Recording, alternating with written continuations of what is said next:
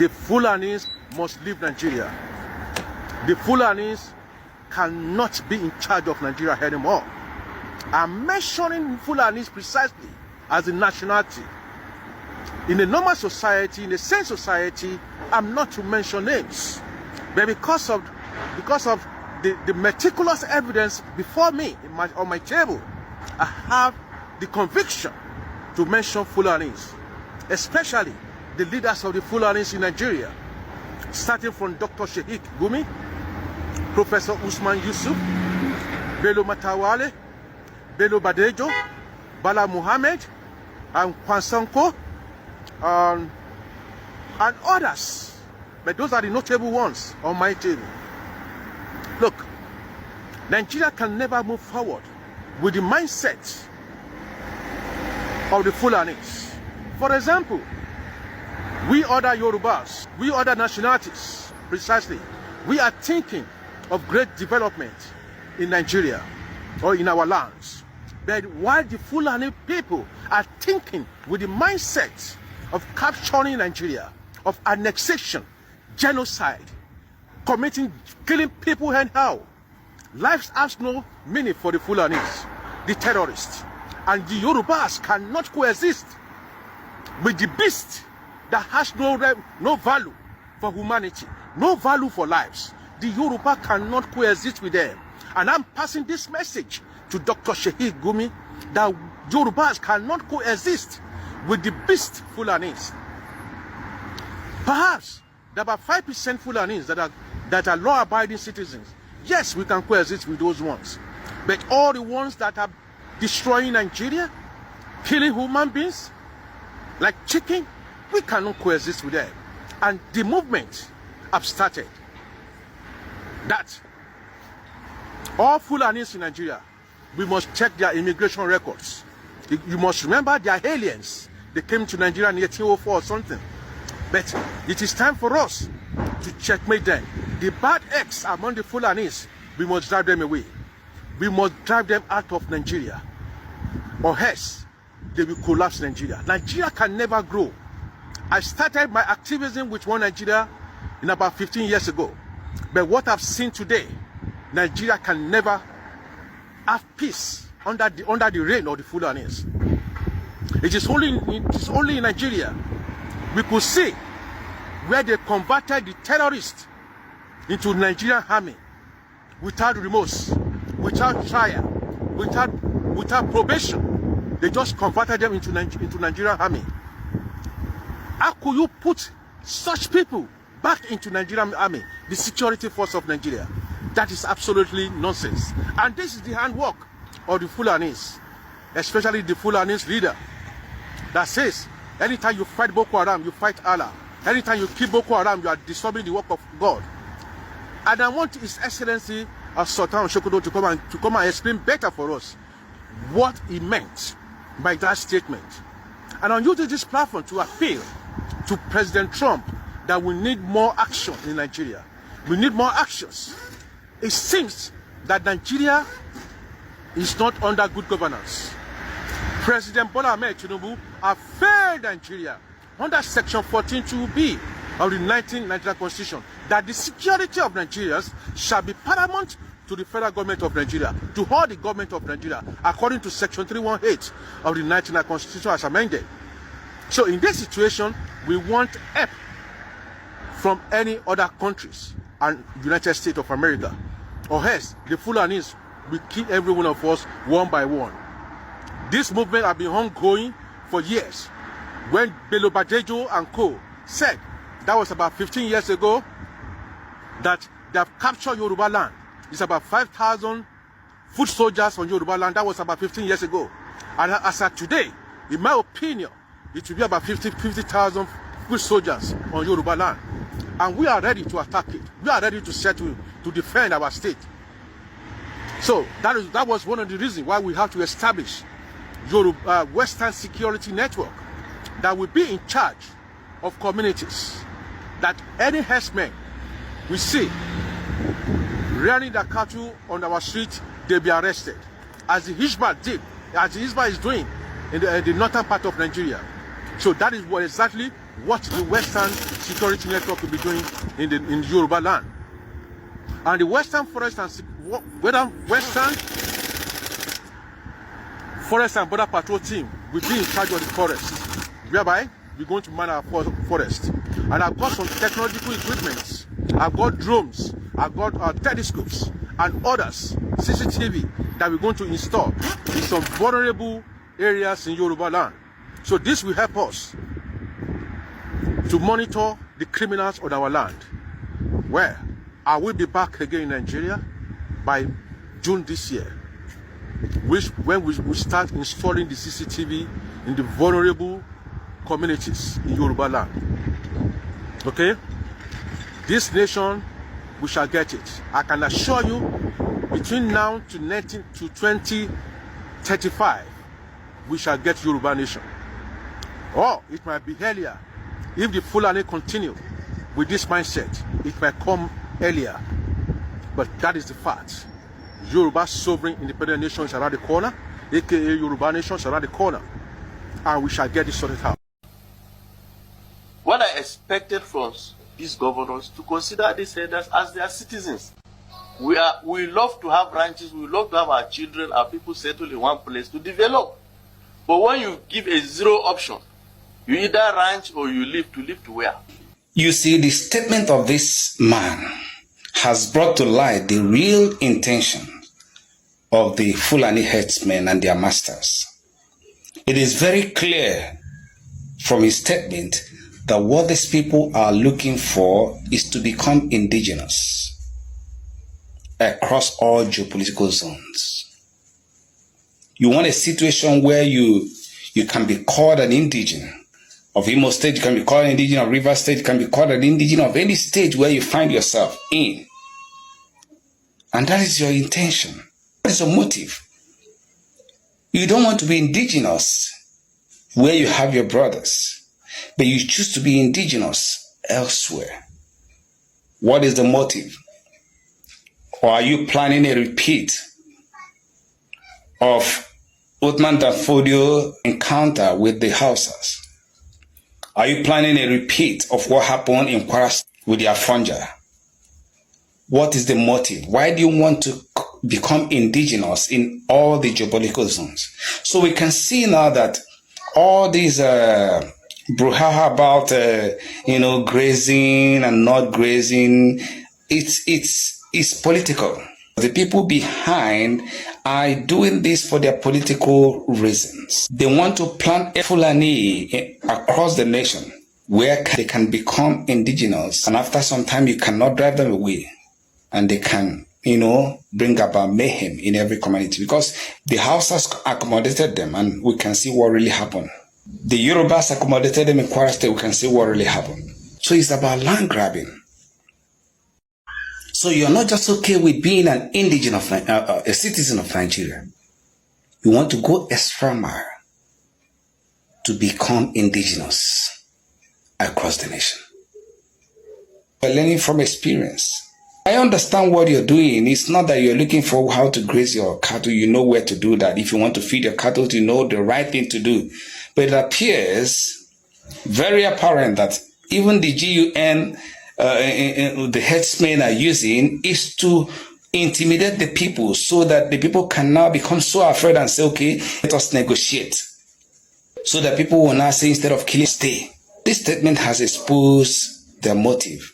Governor Abdullahi Sule and previous governors of Nasarawa State, especially Al-Makura, have provided a very safe haven, a sanctuary for the Fulani terrorists in Nasarawa State. It is from Nasarawa State that they bust out every time to kill in Plateau, in southern Kaduna, and most especially in Benue, from all the axes of Benue, from the Idoma axis, Agatu, Ohimini, up to Guma, Gwe West, up to Logo.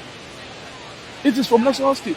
And the Fulani was very deliberate. The Caliphate was very, very deliberate in hoisting and foisting Abdullahi Sule on the people of Nasarawa State. He didn't win that election, both in 2019 and 2023.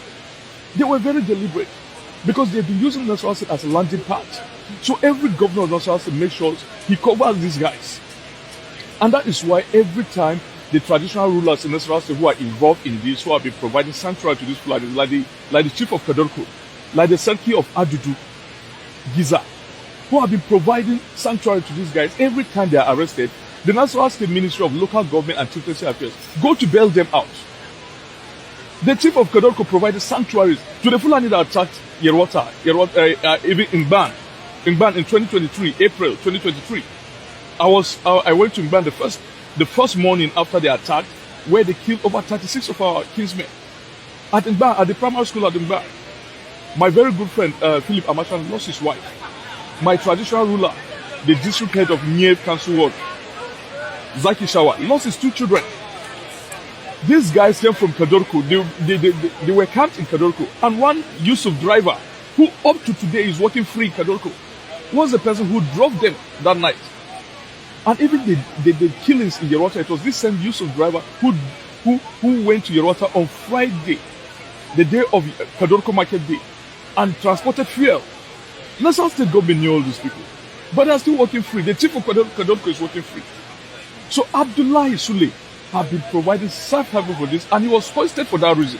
So what are we saying? And he had the temerity to institute action against a prominent thief's son who came out to even say it mildly, that National State have been providing sanctuary to these guys. And what is the biggest thing we are facing? Abdullah Sule went to court, and the thief nation, starting from the state government to the thief leaders and the federal government to even the traditional institutions, left Zakari Gundus on his own. Only Sebastian Horn has taken responsibility pro bono with my very good friend Jerry Ondu, senior advocate, Leonard Sil. Only some few of support from here and there, like the Mutual Union of the Thief in America and some other thief men who were able to support. But what happened to the rest? Our own leaders, nothing. They allowed Zakari Gundu to be on his own for standing up to the thief nation, for filling in the gap they've left very open. So this is where we are, and it is very unfortunate. It is very unfortunate. I want to use this opportunity to thank the erudite Leonard Sil, Sebastian Horn, and Jerry Ondu, and all the lawyers involved. That was a very rubbish case. It was a nonsense audacity. It was an insult to the thief nation. That a Fulani protege, the proxy of the caliphate in Nasarawa State, Abdullah Sule, could stand up to institute an action after allowing these guys to kill us in numbers, and then retreat to Nasarawa State after every kill. And then you had the audacity to institute action against our people for saying the truth of what is happening. And let me reiterate the truth. Nasarawa State under Abdullah Sule, and before Abdullah Sule under Al-Makura, who described the Fulani terrorists as international hunters. Nasarawa has been providing safe haven for these guys. And it is part of the agenda. The caliphate will try at every cost not to lose Nasarawa State. They've been losing Nasarawa State, but they've been manipulating the system to foist and hoist these governors on the indigenous people of Nasarawa State. The indigenous will include largely of Igon, the Tiv, the Alago who to a very great extent have been going into alliance with Fulani to kill the Tiv. But today the Fulani have gone back to them, started abducting them too. So I don't know why they hate the Tiv so much. Like, are we the Jews? Are we the Jews? Tiv in the ancestral land. It's so unfortunate. This is very, very hurting. It's very painful. Welcome back. I think if the Yorubas are wise, what this man is saying here should be what they should be following. And if the Middle Belt too are wise, they should be calling out the name of the people that are behind these military groups who are just after them. Although a lot of persons never wanted Nigeria to be broken before, but now that they have noticed that it is only the breakup that will bring peace, all of them now are not seeing the breakup should now start. Although it is unfortunate for us to be, hearing the name of the people who are even supposed to be good to the community, that they are the ones sponsoring this insecurity. The one that pain me most is the one of Professor Usman. Every one of you knows that man. That man has never came out to light before until recently, where he came out to say that the genocide that we're talking about is a lie. I was even thinking that he's one of the good leaders that they have, but ever since he says that, all my mind just turned from him. That is to say, if that man could do that such of a thing, there is no Fulani leader that should be trusted.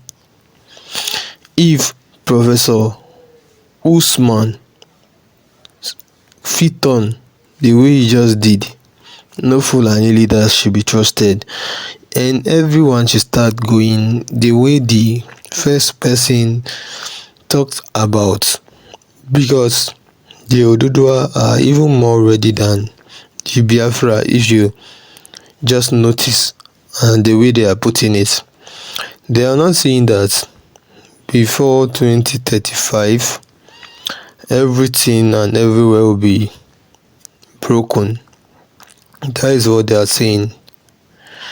Although now that it is their person that is there, if truly they are ready for all they are saying, it should not even long reach that 2035 they're talking about, because by that 2035 I think it is someone who is from the north that will be on the throne controlling everything, and it is going to be difficult by then. So what I should tell them is this: now that is their own person that is there, once they start gingering the person, it will touch him and it will make him to do it so quick.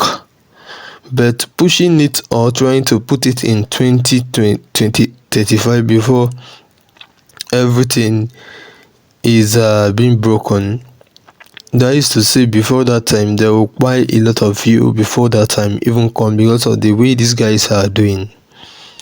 They are buying both your Muslim, your Christian, and many other guys. Although what's on their mind is nothing but jihadism and many other things.